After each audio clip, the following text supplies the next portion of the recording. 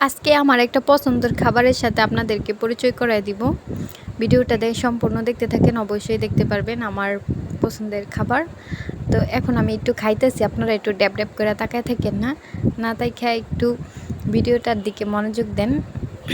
তো সকালবেলা সেমাই দিয়ে নাস্তা শুরু করলাম, সেমাই আর মুড়ি দিয়ে নাস্তা খেলাম।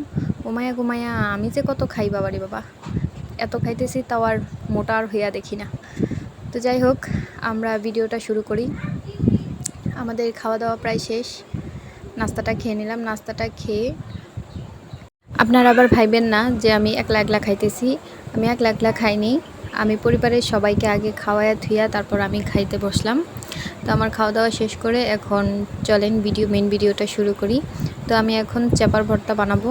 তো চেপার ভর্তা বানানোর জন্য আমি এখানে মরিচ, রসুন, চেপা এবং পেঁয়াজ একসাথে ভেজে একদম রেডি করে নিয়েছি। এখন এগুলো আমি বাটনাতে বেটে তারপর আমার পছন্দের খাবারটা রেডি করব। তারপর আজকে সকালের খাওয়াটা উড়াদুরা হবে, কেননা চেপার ভর্তার সাথে তো গরুর গোস্তও ফেল করবে। চেপার ভর্তার যা মজা, ওয়াও খেতে। তো যাই হোক, আমি রসুনগুলা প্রথমে ভালো করে ম্যাশ করে নিলাম। ম্যাশ করে নেওয়ার পরে আমি এখানে কাঁচামরিচগুলোকে ম্যাশ করছি। তো কাঁচামরিচগুলো এত তেরা হয়েছে যে কিছুতেই এগুলো ম্যাশ হচ্ছিল না। তো এগুলাকে অনেক কষ্টে এগুলাকে জবরদস্তি করে তারপর এগুলাকে ভর্তা করে নিলাম। তো পেঁয়াজ রসুন ভর্তা করা হয়ে গেছে আমার। এখন আমি চাপাটা দিয়ে দিলাম, চাপাটা দিয়ে এগুলোকেও একটু ভর্তা করে নিলাম।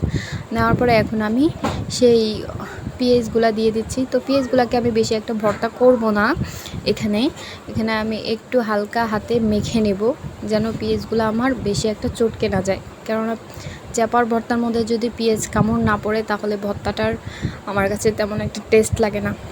তো সেই জন্য আমি পেঁয়াজগুলো গোটায় রাখলাম। এখন সর্বশেষ বিষয় যেটা হচ্ছে, ভর্তা বানানোর পরে ভর্তার যে বাটনাটা, সেখানে ভাত না খেলে কি চলে? তো সেই জন্য আমি ভাত নিয়ে রেডি হয়ে গেলাম খাওয়ার জন্য।